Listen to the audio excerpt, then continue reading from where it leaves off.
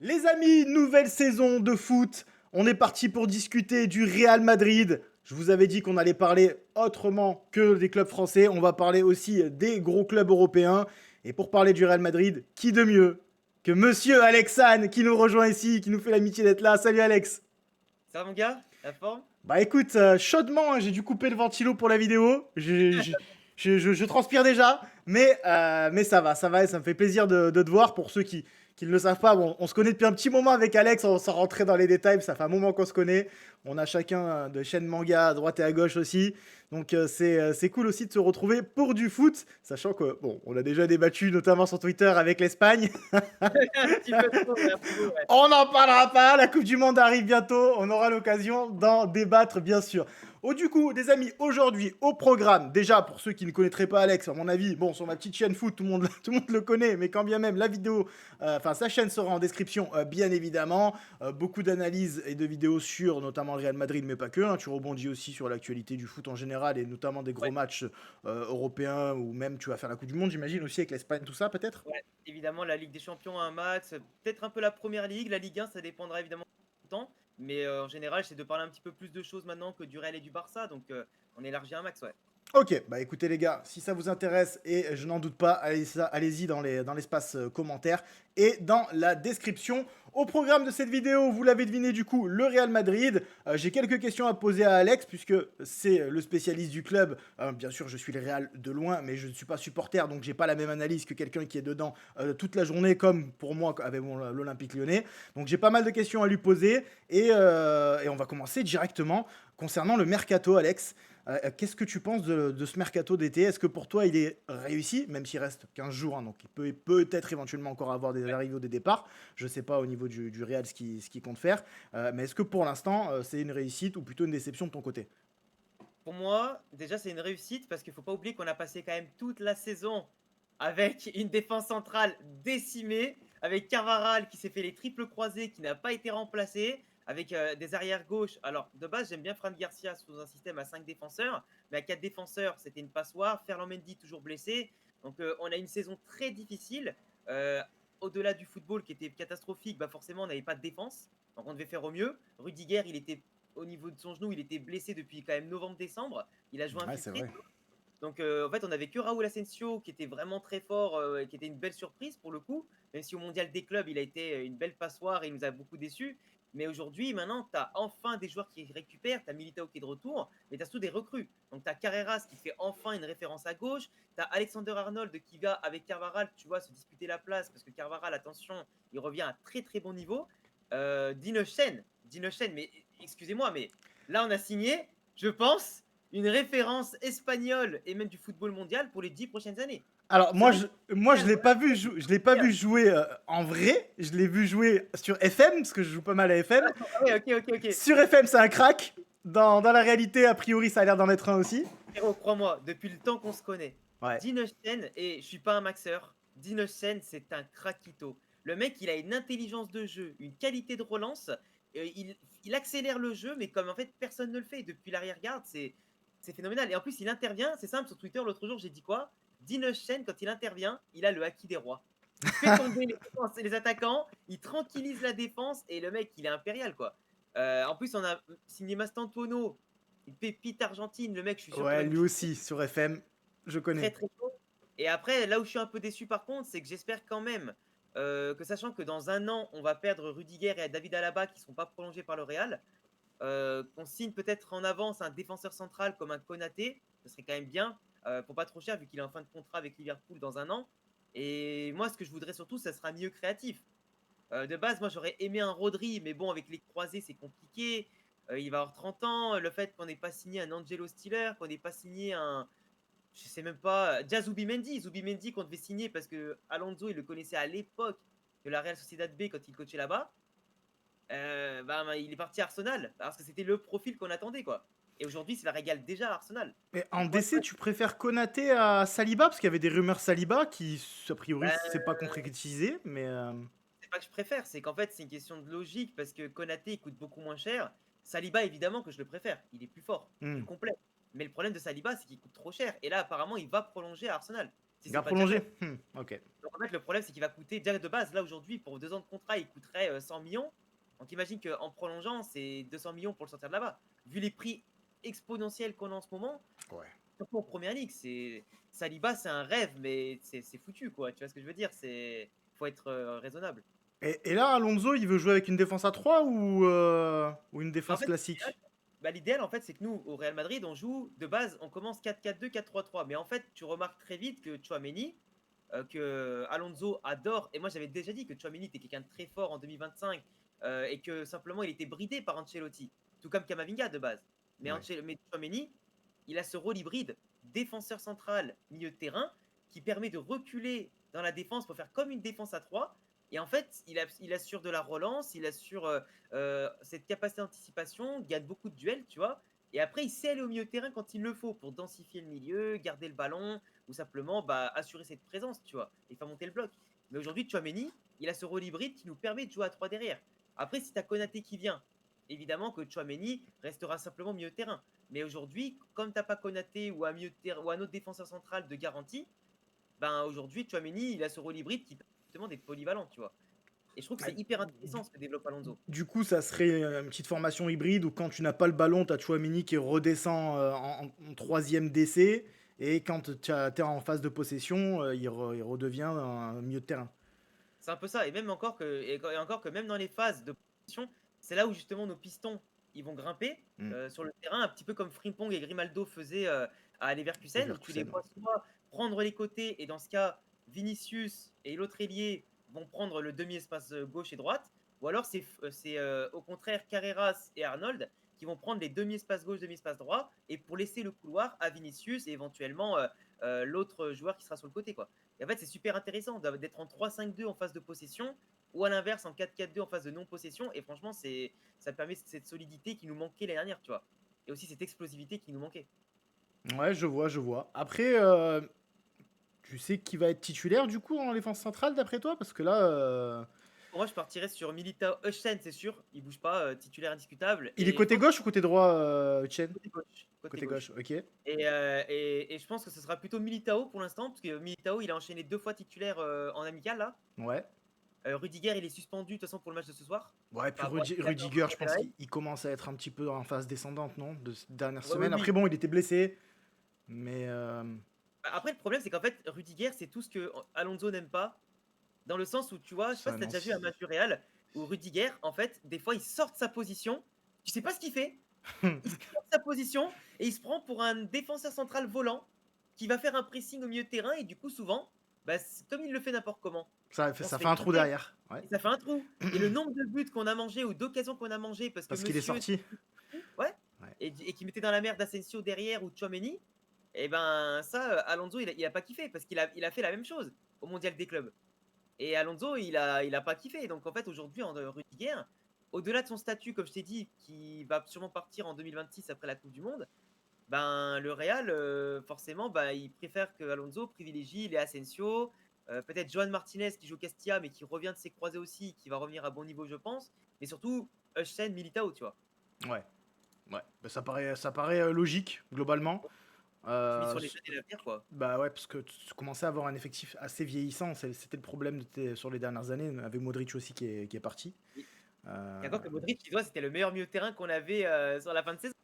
Hormis c'est Bellingham. Parce que c'est- Bellingham, pour moi, c'est au-dessus, quoi. c'est dire le problème que tu avais aussi au milieu l'an dernier, hein. Parce que tu m'as parlé de la défense, mais au milieu de terrain, c'était compliqué l'an passé, hein. Ah bah frérot, tu perds Tony Kroos qui part. Franchement, tu vois, Tony Kroos, je peux même pas lui en vouloir parce que le mec, il part au sommet. Tu gagnes Liga, Ligue des Champions, Oui. tu t'en vas au sommet. Par contre, on n'a pas remplacé son profil. On s'est dit que Ceballos, il pouvait peut-être, que Bellingham en reculant peut-être. Mais Bellingham, en fait, le problème, c'est que tu vois, lui, il est passé à un poil de la du Ballon d'Or. Il est passé à un poil du Ballon d'Or, même plus proche à mon sens que Vinicius. Il aurait dû être plutôt propagandé que Vinicius par rapport à son euro qui était phénoménal. Et le problème de Bellingham, c'est qu'aujourd'hui, le faire reculer, c'est compliqué parce que lui, il aime marquer. Il aime marquer, il aime faire le jeu. Donc, tu es obligé d'avoir quelqu'un d'autre derrière. Et en fait, Ancelotti, il a voulu mourir avec ses idées. Tu avais un Arda Güler qui demandait que ça, Ouais, de Arda, jouer il est quasiment pas statique. joué, hein. Et aujourd'hui, regarde, au mondial des clubs, Alonso, il a fait taire tout le monde qui disait que Arda Güler, il n'avait pas le profil pour jouer purement milieu de terrain. Bah, c'est faux. C'est faux parce qu'il récupère des ballons, il court, il fait le lien, il organise et ça se passe très bien. Et ça se passe très bien. Et quand tu as un mec comme Valverde, alors c'est sûr que Valverde et Tchouaméni, c'est compliqué techniquement parlant sur les relances, la construction. Et encore que Tchouaméni, de base, il a beaucoup d'intelligence de jeu. Donc le faire reculer un peu plus, ça lui ouvre tout le champ des possibles. Mais ce qui a été décevant, c'est qu'on n'avait pas d'organisation claire en fait. Et Bellingham, il courait à gauche, il courait à droite, tu vois, il courait partout. Là où Alonso, aujourd'hui, il quadrille le terrain. Ancelotti ne quadrille pas les gens. Donc ça fait que Valverde, tu le retrouvais des fois à gauche aussi, à droite. Et en fait, tout le monde défendait nulle part et partout à la fois. Ouais, je vois ce que tu veux dire. Après, moi, je pense que Chouameni est quand même mieux au milieu de terrain qu'en DC. Ouais, mais imagine, toi à l'époque quand tu étais footballeur, même en district ou quoi, comme moi, tu vois. Si ton coach te disait d'être un coup à gauche, un coup à droite, t'étais perdu. Alors que Hmm. quand tu es tout le temps dans la bonne position et que ton collègue fait pareil, s'attache dans sa partie du terrain, bizarrement ça se passe beaucoup mieux. Mais aujourd'hui, ben, avoir plus de discipline tactique, ça va faire bonifier les joueurs. Et tu verras que Bellingham, quand il va revenir de sa blessure à l'épaule, là, il va être monstrueux. Il va être monstrueux. Il a joué 1 an et demi en étant blessé à l'épaule. Et c'était le meilleur joueur du Real Madrid quand même.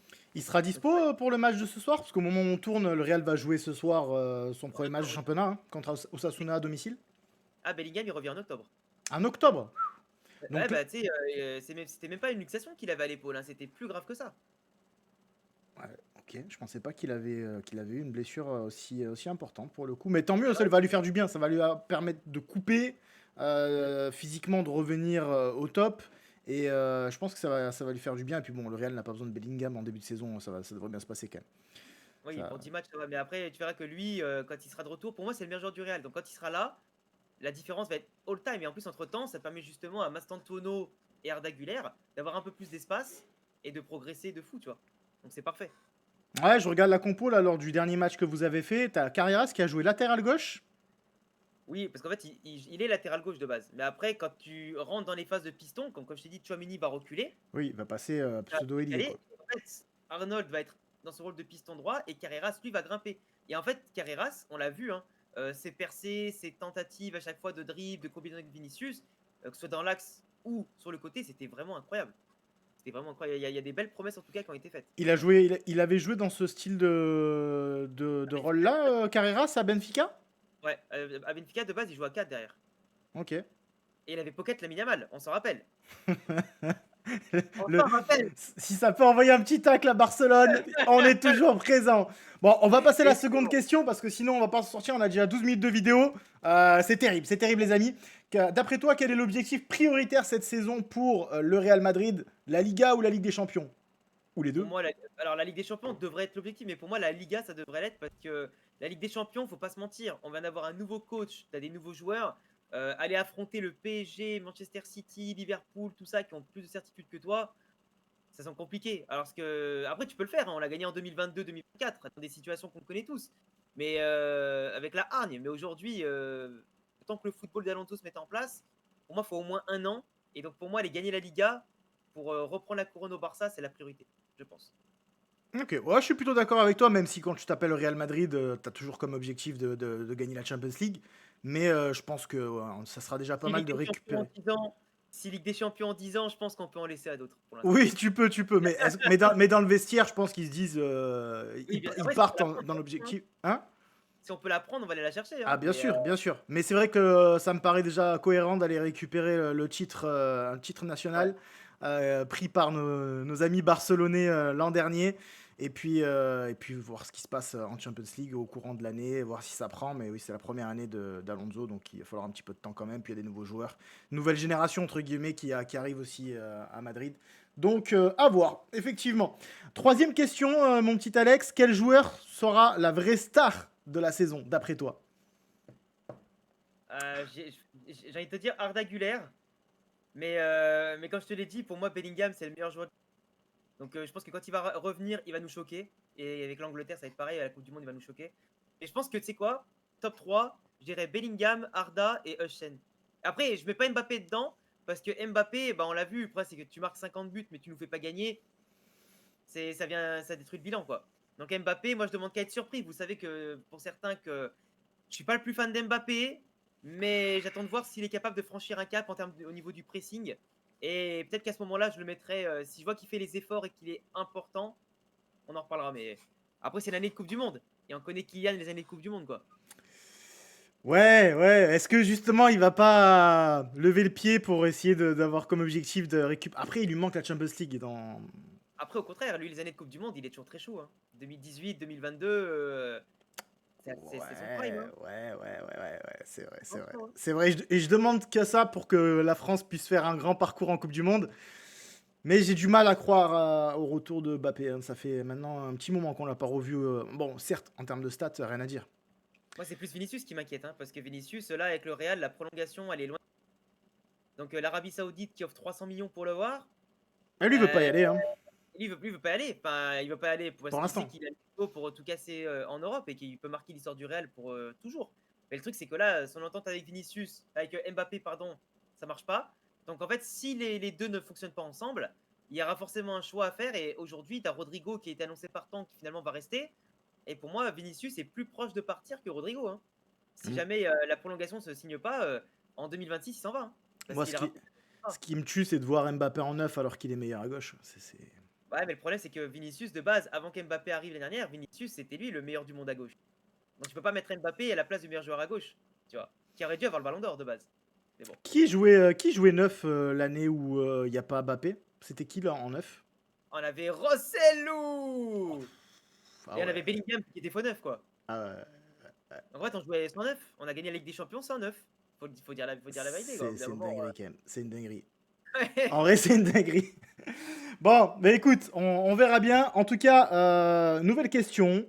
À ton avis, à l'heure actuelle, parce qu'encore une fois, il reste une quinzaine de jours, donc peut-être qu'il y aura des petits mouvements, mais je crois que le mercato du Real, globalement, normalement, est terminé, non? Il y a pas Les seuls d'autres départs rumeurs? possibles, comme je te l'ai dit, ce sera soit Vinicius, soit Rodrigo. Parce qu'il peut y avoir une grosse surprise à ce niveau-là. Hein. S'il n'y a pas d'entente de prolongation, Vinicius peut être vendu. En cas de super offre qui viendrait de je sais pas d'où. Plus ses performances, là, imaginons, il rate ces matchs-là contre Oviedo et Osasuna, bah, le Real, ils se diront peut-être qu'il faudrait peut-être le dégager. Sinon, si Rodrigo s'en va, parce qu'il y a quand même des offres de 100 millions qui viennent de la première ligue, et si Rodrigo veut vraiment partir parce qu'il sent qu'il ne sera pas titulaire, qu'il n'aura pas trop sa place et qu'il y a la Coupe du Monde dans quelques temps, possible. Donc pour moi, la seule grosse surprise qu'il peut avoir, c'est soit un départ de Vini ou de Rodrigo.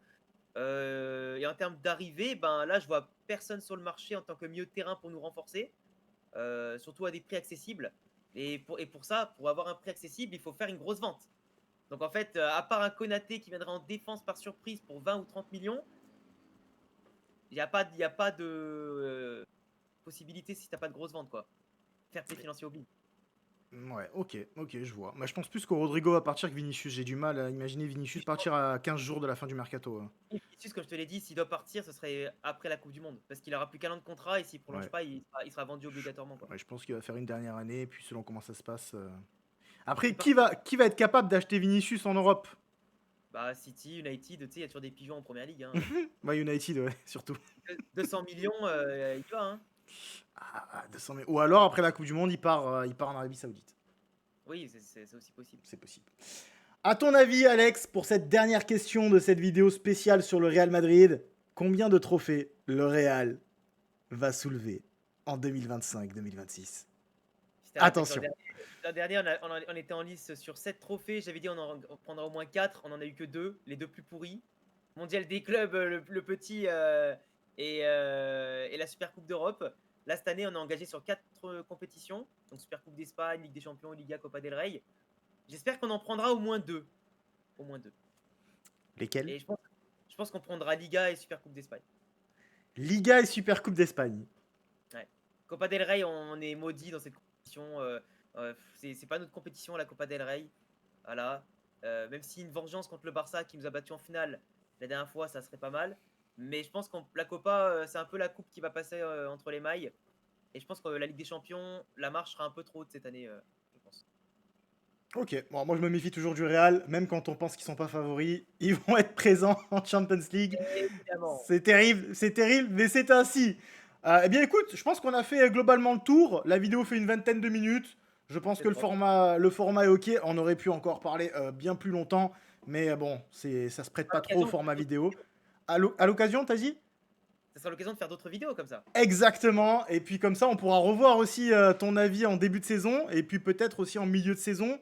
faire un premier mini bilan et par rapport à ce que tu pensais, ce qu'on pensait, qu'est-ce qui finalement est arrivé et pas arrivé, tu vois, ça c'est pas mal aussi d'avoir Pas mal, ouais. des petites traces comme ça. D'ailleurs, je sais pas si sur ta chaîne tu fais en début de saison des pronostics aussi de ce style sur la saison du Real, sur... Je l'ai pas encore fait, je l'ai pas encore fait, j'ai pas eu trop le temps là, vu que j'ai bougé pas mal en ce il y a le Japon dans 2 semaines, du coup je suis un peu favorisé, mais je vais le faire là dans Ok, ok, ça marche. Alors je sais pas de pourquoi, mais des fois ton micro saute. Genre la fin de ta phrase, je l'entends plus. ah ouais? Bizarre, c'est Ouais, ou ouais. Bon, ah ou c'est pas bien grave, c'était pas très embêtant, mais sachez que si ça arrive dans la vidéo, c'est pas votre casque. C'est de toutes petites coupures à la fin de tes phrases. C'est bizarre, trop chelou. bizarre. Ouais, bon, peu importe. En tous les cas, c'est pas très grave. Parce qu'on t'a bien entendu, on a bien compris tous tes points de vue concernant le Real Madrid. Eh bien, écoutez, les amis, j'espère que vous avez passé un bon moment en notre compagnie avec Alex et moi. N'hésitez pas, le petit pouce bleu qui fait toujours plaisir pour le référencement, surtout lorsqu'on lance une chaîne YouTube.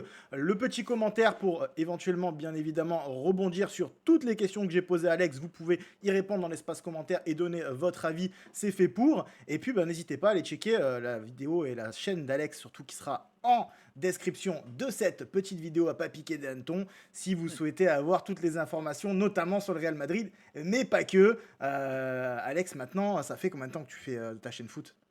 Bah 3-4 ans, un truc comme ça. 3 4 ans? Ah ouais, je pensais pas que c'était aussi ancien. Ça commence à faire, hein, 3-4 ans de manière intensive, ouais. Eh ben, les amis, c'est beau, c'est l'e-sport, c'est magnifique. Merci Alex pour ta participation. De toute façon, on Avec aura plaisir. l'occasion d'en rediscuter. Il y a un petit Olympico le 31 août qui se prépare en France entre l'OL et l'OM. Éventuellement, je ne sais pas si tu comptes en parler sur ta chaîne, mais bon, nous, évidemment, on va en parler. Il y aura de quoi débattre là-dessus, puisque, bah, pour ceux qui ne le savent pas, Alex est de la région lyonnaise actuellement. Eh oui. Et donc, vous pouvez éventuellement le croiser des fois au Groupama Stadium, voir quelques matchs de l'Olympique Lyonnais. Tu vas y aller contre Marseille? Tu Bah, seras pas là? si je trouve une place, j'y vais. Si tu trouves une place, tu y vas. Ok, ça marche. Bah écoutez, je vais laisser le mot de la fin à Alex. Merci à vous de nous avoir suivis. Et puis, bah, Alex, je te laisse terminer tout ça. Bah, merci beaucoup en tout cas les gars, toujours un plaisir de parler Real Madrid et puis je pense sucre sur ma chaîne, donc ça va être pas mal. Et Carrément. puis voilà, on aura l'occasion de parler football. Ah ouais, ça va faire plaisir. Ça va faire plaisir. Et Ouais. pendant la Coupe du Monde, il va falloir avoir les reins solides. T'inquiète pas pour ça, on en reparlera à ce moment-là, ouais. Allez, merci les gars d'avoir suivi cette vidéo. Ciao On les se gars. retrouve très bientôt. Et puis portez-vous bien, malgré ces fortes chaleurs. Normalement, ça devrait un petit peu baisser. Allez, ciao les amis.